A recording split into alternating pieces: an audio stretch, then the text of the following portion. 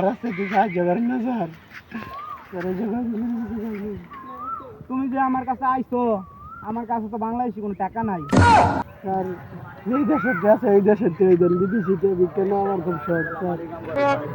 আমার কাছে বিদেশিতে আছে 20টা টাকা।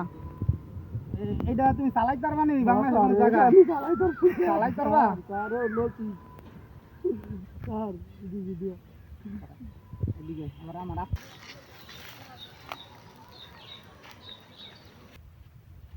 হাই রে, আমি কিটা করলাম?